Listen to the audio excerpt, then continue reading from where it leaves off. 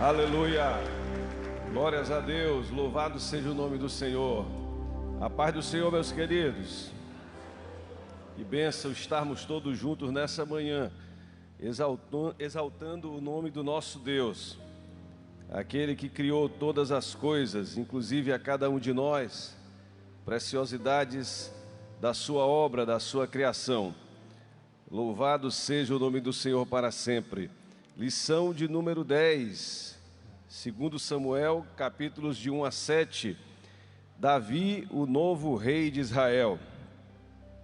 O texto áureo diz: em Hebrom reinou sobre Judá 7 anos e 6 meses. Em Jerusalém reinou 33 anos sobre todo Israel e Judá. Segundo Samuel, capítulo 5, versículo 5. E a verdade prática diz: Davi notabilizou-se por sua confiança em Deus, senso de justiça, capacidade de liderança e destreza militar. E eu quero convidar você e a cada um dos irmãos a juntos lermos a leitura bíblica para estudo nessa manhã, que se encontra em 2 Samuel 5, de 1 a 12. Nós vamos fazer como temos o hábito, lendo alternadamente. Eu leio o primeiro versículo, os irmãos, o seguinte, e assim vamos até o final. Diz a santa palavra de Deus: então todas as tribos de Israel vieram a Davi, a Hebrom, e falaram, dizendo: somos do mesmo povo de que tu és.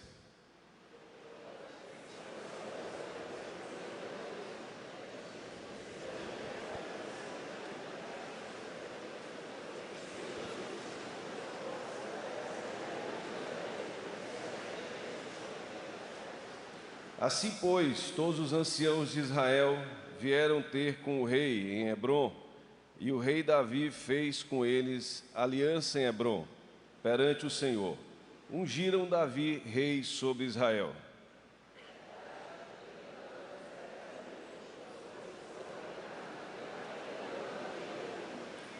Em Hebrom reinou sobre Judá 7 anos e 6 meses. Em Jerusalém reinou 33 anos sobre todo Israel e Judá.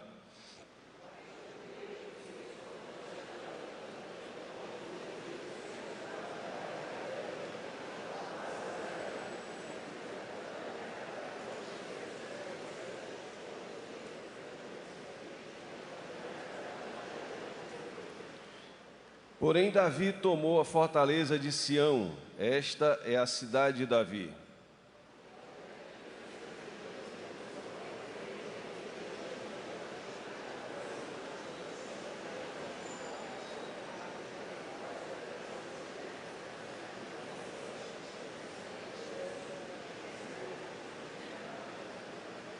Assim habitou Davi na fortaleza e lhe chamou a cidade de Davi. Foi edificando em redor, desde Milo e para dentro.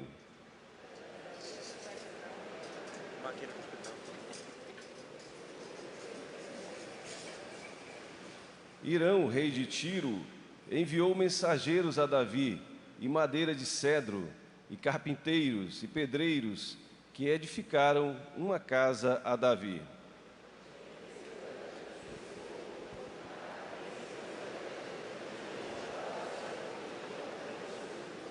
Quantos dizem amém? Senhor, louvamos o Teu nome, glorificamos o Teu nome. Fala conosco nessa manhã, nos ensina o Teu querer, em o nome de Jesus. Amém e graças a Deus. Podeis sentar, queridos. Vamos refletir nessa palavra maravilhosa, textos bíblicos, momentos importantíssimos do povo de Deus na história e que configuram alianças, uma aliança eterna para a humanidade, especialmente para Israel, mas que também nos afeta profundamente.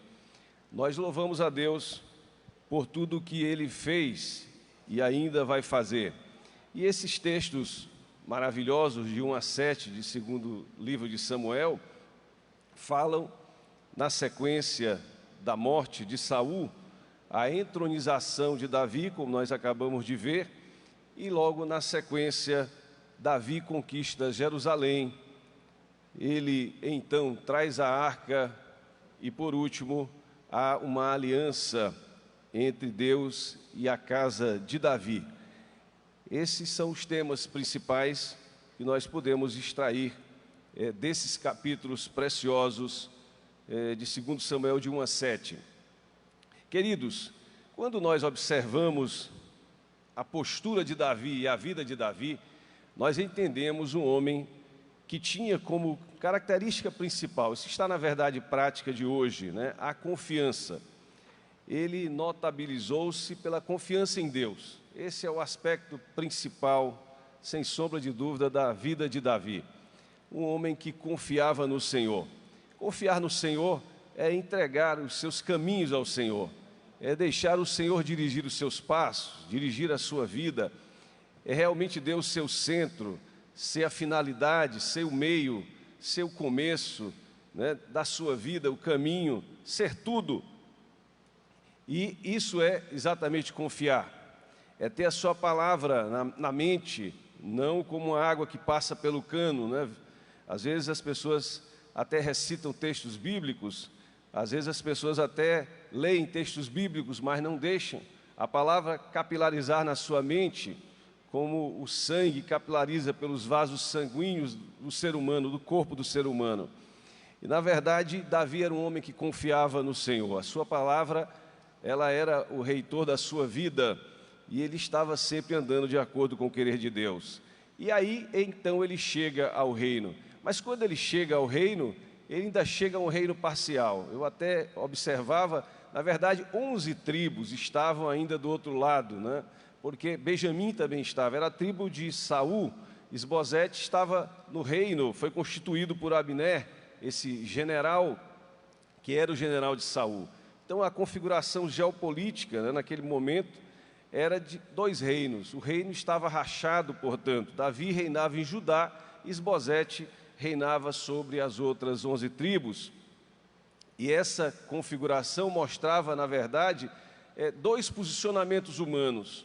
Um que era aquele de confiança em Deus, uma pessoa que se entregou a Deus, no caso Davi. E do outro lado, alguém e as pessoas, que era um conjunto de pessoas que sabiam a vontade de Deus.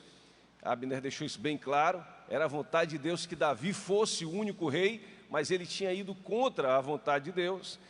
E, portanto, temos aí 2 grupos de pessoas.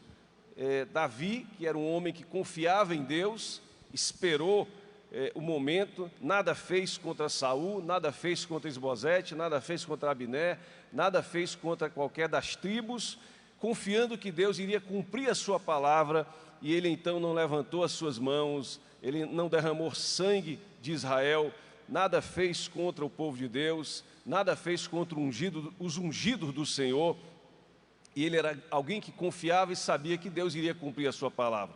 Deus tem uma palavra para você, Ele vai cumprir essa palavra na tua vida. Ninguém pode impedir o cumprimento da palavra de Deus na tua vida, porque é a palavra de Deus. Quantos podem dizer amém?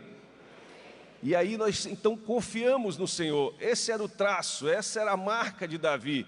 Acontecesse o que acontecesse, ele estava confiando em Deus, que a palavra do Senhor iria ser cumprida na sua vida e ele iria ser abençoado por Deus, mesmo passando por dificuldades, mesmo passando por lutas. Bem, ele então conquista o reino de Deus, e ao conquistar esse reino, era o reino do povo de Deus, que seria o reino do povo de Deus, o povo de Israel, naquele primeiro momento, era um reino que também era espiritual. E nós temos que entender isso nas nossas vidas. Aquilo que fazemos, aquilo que somos, fazemos parte de um reino, do reino de Deus, o reino espiritual. Jesus já reina espiritualmente, o seu nome tem poder, o seu nome é um nome que abre as portas espirituais e traz bênçãos sobre as nossas vidas, das nossas famílias, das pessoas. E aqui, pelo que vemos, trouxe a bênção sobre todo um reino. Assim, queridos, nós vemos nesse debate, vamos dizer assim, entre esses dois modos de vida, um que confia e o que não confia, o perigo de opor-se a Deus. E o que aconteceu foi que Isbosete morreu, Abner também foi assassinado, perderam as suas vidas e eram pessoas que andavam claramente contra a vontade de Deus.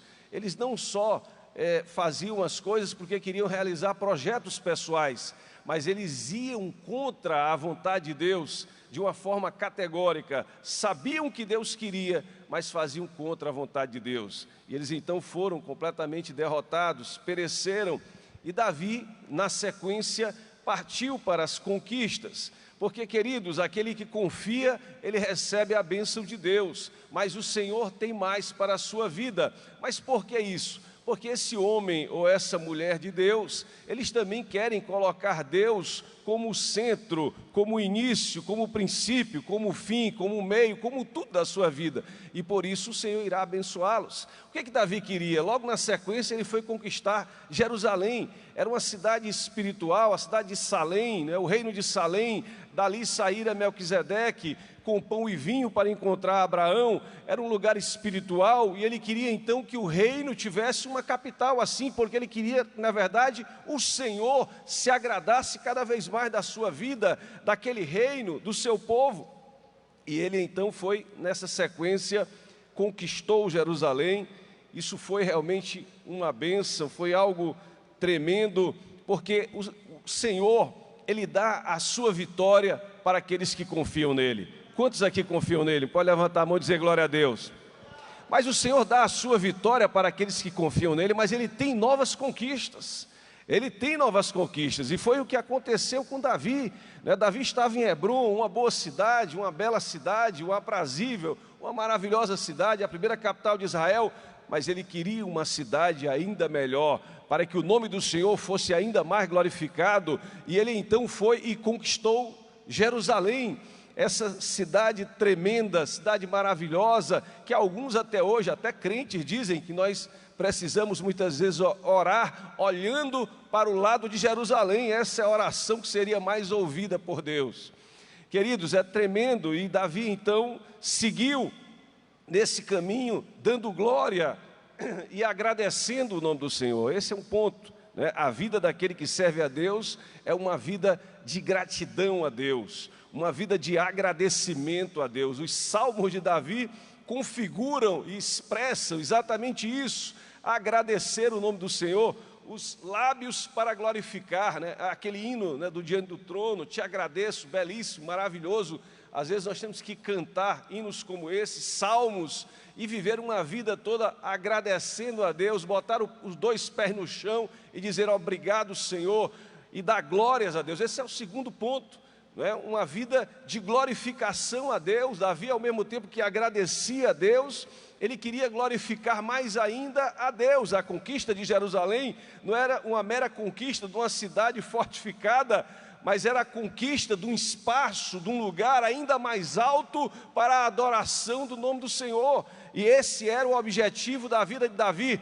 E eu quero aqui nessa manhã dizer para você, quais são os seus objetivos, em que é que eles exaltam e glorificam o nome do Senhor, em que é que o nome do Senhor vai ser glorificado através da tua vida. Porque eu quero dizer para você uma coisa: se realmente você quer glorificar o nome do Senhor, a bênção de Deus vai vir sobre a tua vida, e o nome do Senhor vai ser glorificado na tua vida.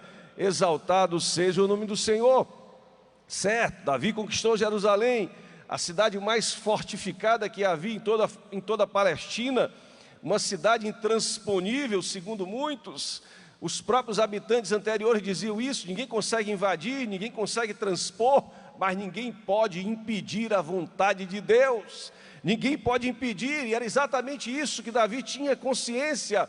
Ele partia sempre sabendo qual era a vontade e a direção de Deus, aquilo que Jesus falou para nós sobre cálculo, sobre calcular, o cálculo da fé, o cálculo de nós realmente termos fé. E a fé, quando nós temos realmente no Deus vivo, os limites não têm fronteiras para serem ultrapassados, porque o Senhor a quem servimos é o Deus do impossível, e Ele dá a vitória para aquele que crê, para aquele que realmente está na presença dEle, crendo e quer adorá-lo, porque sabe que a vitória não é do próprio homem, mas é de Deus. Esse é o ponto fundamental, essa é a diferença entre Davi e entre Saul. Saul queria glória para si, os seus discípulos, Abner, também queria glória para si.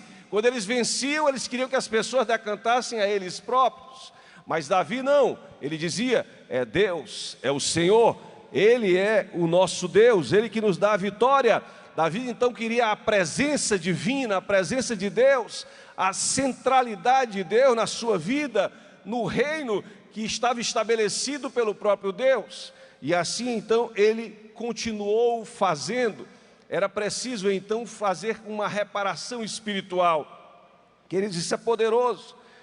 A arca esteve com Deus, esteve no meio do povo de Deus, durante toda a peregrinação no deserto.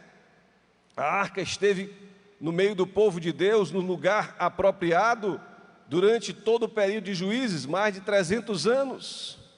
Mas ao término desse período, a arca inicialmente foi sequestrada, passou 7 meses com os filisteus. Depois a arca volta e não é colocada no lugar, não é colocada no centro da nação, mas vai para um lugar periférico, para a casa de uma pessoa, e ali ela fica por décadas. A nação não tinha mais a centralidade de Deus, se perde completamente nessa caminhada. Haveria a necessidade então dessa restauração, de se agir com seriedade, no sentido de prestar o verdadeiro culto a Deus como Deus quer que seja prestado. E assim Davi, com toda essa preocupação, ele disse: não basta ter uma cidade fortificada, não basta ter uma belíssima e lindíssima capital, não basta ter fronteiras estendidas, é preciso realmente trazer o Senhor, colocar o Senhor, pôr o Senhor, pedir que Ele seja realmente o centro da nossa nação, o centro do nosso povo, do povo de Deus, do povo de Israel. E assim Davi fez. Ele então traz a arca. Teve morte, teve gente que morreu nessa tentativa de trazer. Ele então conseguiu, e assim prestando culto, sacrificando e adorando, naquela caminhada para que a arca chegasse até Jerusalém. O sinal da presença divina era a arca. Davi valorizava as coisas de Deus. E eu pergunto para você: você valoriza as coisas de Deus? Você tem valorizado as coisas do Senhor? Aquilo que é de Deus, a obra de Deus na sua vida, o Senhor na tua vida, é importante, tem importância, mas ele precisa ter a maior importância. Ele precisa ser o mais importante na tua, na minha e na nossa vida. Então Davi traz a arca para Jerusalém. A arca então vai para o centro do poder, para a capital daquela nação. E o culto volta a ser prestado a Deus da maneira que Deus queria que ele fosse prestado. A obra de Deus era valorizada por Davi. E eu pergunto a você sobre essa valorização da obra, daquilo que é feito na sua vida para Deus, não só pelo seu testemunho, pela sua vida pessoal, mas pela extensão disso, aquilo que mais ainda você pode fazer para o Senhor, expressando que Deus é o centro da sua vida, da tua vida, para as pessoas, de um modo que outras pessoas sejam impactadas por esse poder que é exatamente estar na presença de Deus, ser de Deus, andar com Deus, esse sinal da presença divina, e isso realmente é poderoso. Davi transfere a arca e coloca o Senhor no centro daquele povo, mostra para toda a sociedade daquela época a importância de Deus, a glória que deveria ser prestada para Deus. Transfere a arca para Jerusalém e continua tributando glória a Deus, passo a passo na sua vida, não olhando para si, não tendo os feitos como seus, mas sim feitos de Deus. E assim o nome do Senhor ia sendo glorificado, e ele estava na presença de Deus. O Senhor então era o cabeça da sua vida, e ele iria avançando em conquistas, realizando a obra de Deus. Confiança, realizar a obra de Deus. Confiança, realizar a obra de Deus. Confiança, realizar a obra de Deus. Queridos, é muito difícil nós falarmos que temos fé sem fazermos a obra de Deus. Ontem à noite nós meditávamos um pouco sobre isso nos testemunhos que ouvíamos em diálogo. Na verdade, nós precisamos desfrutar daquilo que o Senhor tem dado na nossa vida, mas desfrutar no compartilhamento da fé, expressando a fé e recebendo todo esse influxo e esse impacto das bênçãos de Deus, através de vitórias em todas as direções, que são as vitórias que todas as pessoas podem receber ao contactar conosco. Quantos podem dizer amém? E assim deve ser a nossa vida. Mas, queridos, confiança, obra de Deus. E agora eu quero tratar do terceiro ponto, já indo para o final, que é exatamente o pacto davídico. A vontade de glorificar de Davi era muito grande, ele já estava com a sua casa construída, uma casa física, um palácio. E ele dizia, como pode? A arca ainda está em uma tenda, que em princípio é móvel, precisamos então fazer uma casa para Deus. E o profeta então serve para levar o recado a Davi. Ele não iria construir aquele templo, seria para o seu filho. Queridos, eu não sei, às vezes eu fico pensando, Davi poderia querer fazer pela sua própria conta, pelas suas próprias mãos, algo suntuoso, algo belíssimo, que pudesse atrair turistas, pessoas para Jerusalém. Mas ele recua, porque aquele que é de Deus, ele sabe aquilo que é reservado para ele e aquilo que não é reservado para ele. Aquilo que é para B é para B, para C é para C, para D é para D, e assim sucessivamente. Nós entendemos a participação dos outros no reino, e esse entendimento faz com que a bênção de Deus venha para todas as pessoas. Todos são abençoados, nós não somos exclusivistas. Davi então recua, entende o querer de Deus, e por consequência é feita uma aliança eterna entre o Senhor e a casa de Davi. O Senhor então diz para Davi, que queria construir uma casa para ele: você não vai fazer uma casa para mim, eu vou edificar a tua casa. Eu vou edificar a tua casa, a tua descendência, e esse reino vai ser eterno. O que significa isso? O Messias vai vir da casa de Davi, e veio Jesus o Senhor, a nova aliança, o novo pacto feito no sangue de Jesus Cristo, que abrangeu, cumprindo todas as alianças, as nossas vidas, alcançou as nossas vidas. Nós somos então salvos através de Cristo o Senhor, que é filho de Davi, que é descendente de Davi, que é semente de Davi. E agora, queridos, nós estamos na nova aliança. Deus diz a Davi: tu não edificarás para mim casa, eu farei casa para ti, eu farei a tua descendência. E agora na nova aliança está escrito: acaso não sabeis que o vosso corpo é santuário do Espírito Santo que está em vós, o qual tendes da parte de Deus, que não sois de vós mesmos? Agora o Senhor diz algo diferente nessa aliança. Essa aliança traz um pacto diferente, é uma aliança com o próprio ser humano, é uma aliança com cada um de nós. E o Senhor diz: você não fará casa para mim, eu farei casa em você. Você não precisa, em princípio, fazer uma casa para Deus, porque você é a casa de Deus, e o Senhor faz casa na sua vida.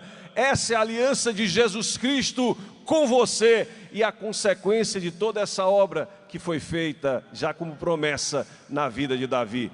O Senhor te faz então casa dele, e essa é a aliança, o pacto do Senhor com você, com a sua vida. Por isso glorifique, agradeça e sirva a Ele para sempre. Quantos podem dizer amém? Que o nome do Senhor seja glorificado para todo sempre.